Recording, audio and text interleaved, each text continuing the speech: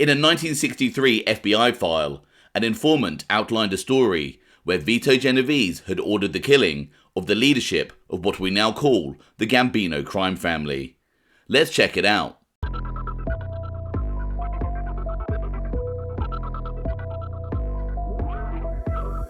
I'm James Gladwish and welcome to OC Shorts, bringing you detailed historical snapshots of the American Mafia and other organised crime.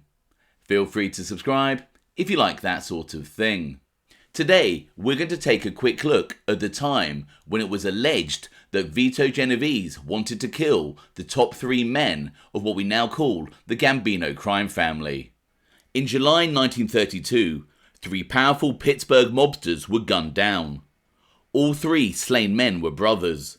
They were John, Arthur, and James Volpe.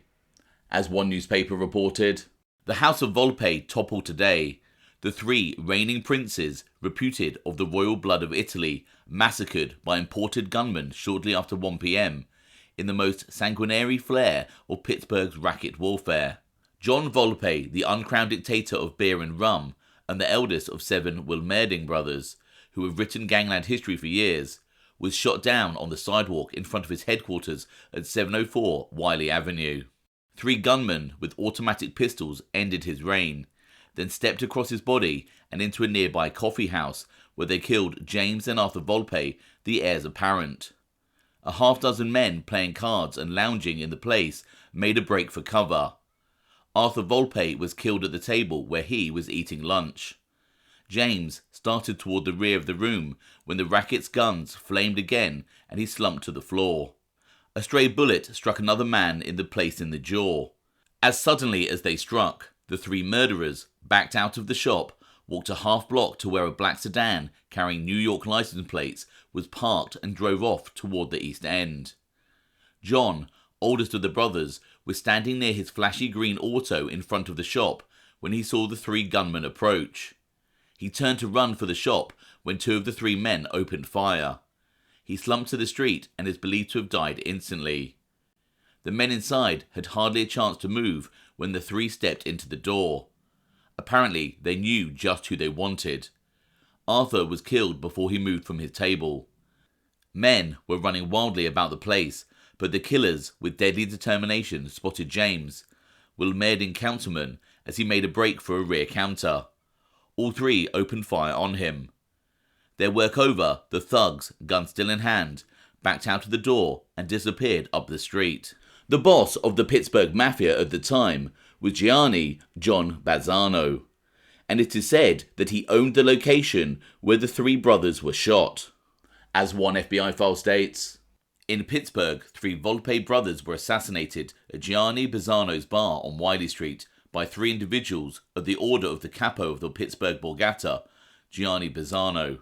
It is believed that John Bazzano ordered the triple homicide of the Volpe brothers because he feared that the powerful Volpes, who headed the Neapolitan faction in Pittsburgh, were growing too strong, and they'd expanded into territory which wasn't theirs. In New York, Charlie Luciano's underboss, Vito Genovese, was furious that his fellow Neapolitans had been gunned down. Vito Genovese believed that John Bazzano had the hit approved by Vincent Mangano, the boss of what we now call the Gambino Crime Family in New York. Genovese also held Mangano's underboss, Albert Anastasia, and the family consigliere, Joseph Biondo, responsible, along with Nicola Gentile, a mobster who had strong connections with Pittsburgh and the Volpe brothers. As an FBI file states, the Volpe brothers were countrymen of Vito Genovese, who believed that Bazzano received permission to do this from his close friends in the organization, including Vincenzo Mangano, Albert Anastasia, Joseph Biondo, and Nicola Gentile, who had last been consigliere in Cleveland under Ciccio Milano.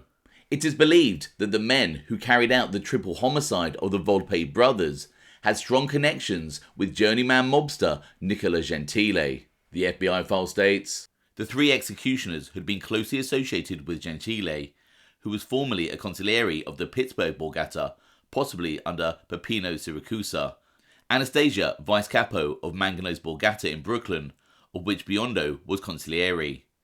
Today, Biondo is underboss vice capo, sotto capo, under Carlo Gambino, who succeeded Anastasia, who in turn became capo with the murder of Mangano, was a countryman of Bazzano, and Bazzano was known to be closely allied with the Mangano Borgata.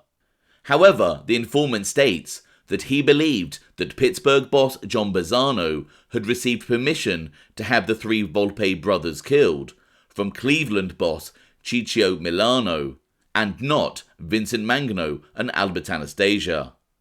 As the FBI file states, according to NYT2, Bazzano more than likely received his permission from Ciccio Milano of Cleveland because Anastasia and his friends had no knowledge of the murder. However, Charlie Luciano's underboss, Vito Genovese, firmly believed that Vincent Mangano, Albert Anastasia, and Joe Biondo were the ones responsible for approving the Volpe brothers' murders. Vito Genovese then sent his men to find them, and allegedly gave the order to kill them all. As an FBI file states, on his suspicion, Genovese hunted Anastasia and located him with Mangano and Biondo in a restaurant on 47th Street near Broadway, New York City. Genovese sent his men to Farli Fiori, kill them, but Anastasia was tipped off by telephone and managed to contact Genovese protesting his innocence and promising satisfaction. Genovese consented to a truce. As can be seen from the FBI file, after Vito Genovese had allegedly ordered his men to kill Vincent Mangano, Albert Anastasia, and Joseph Biondo, Albert Anastasia found out and managed to contact Vito Genovese and assure him of their innocence. Following this, Pittsburgh boss John Bazzano was summoned to New York to explain why he had the Volpe brothers killed. The FBI file states, Bazzano came to New York to justify his position with Anastasia, Mangano and Biondo, but failing to do so, in anger asked why he could not eliminate the Neapolitans, referring to the Volpe brothers. He was killed on the spot, and his body dumped on a street on the outskirts of Brooklyn. Genovese immediately after conferred with the three and was convinced of their lack of knowledge. The FBI file states that John Bazzano could evidently not prove that he had received permission to kill the Volpe brothers, and then became angry when he was told that he was not allowed to do so. This did not sit well with the New York bosses, who had Pittsburgh boss John Bazzano murdered on the spot. It was reported that John Bazzano was stabbed 25 times with an ice pick. As one newspaper reported, Bazzano, who was stabbed, apparently with ice picks, and dumped into a sack in the middle of the highway at Clinton and Henry Streets, Brooklyn. Bazzano's body was not identified until 4 days later, when charts of his dental work established the needed clue. The Pittsburgh racket chief was slain, police said, in retaliation for the murder of the three Volpe brothers, John, Arthur and James, notorious rum runners, who were mowed down outside Bazzano's coffee shop in Pittsburgh, July 25. The informant's account that Vito Genovese, who was known to be particularly violent, would order the death of New York boss Vincent Mangano and his underboss and consigliere isn't particularly surprising. However, there are a couple of things that don't add up. At this time in 1932, Vito Genovese was the underboss to Charlie Luciano, and so to make such a move on the leadership of a New York family would surely require Luciano's approval. This was only a year after 1931, when Charlie Luciano had helped bring some peace to the New York underworld after the murders of Joe Masseria and Salvatore Maranzano. Would Luciano really want to have another New York boss and his leadership killed?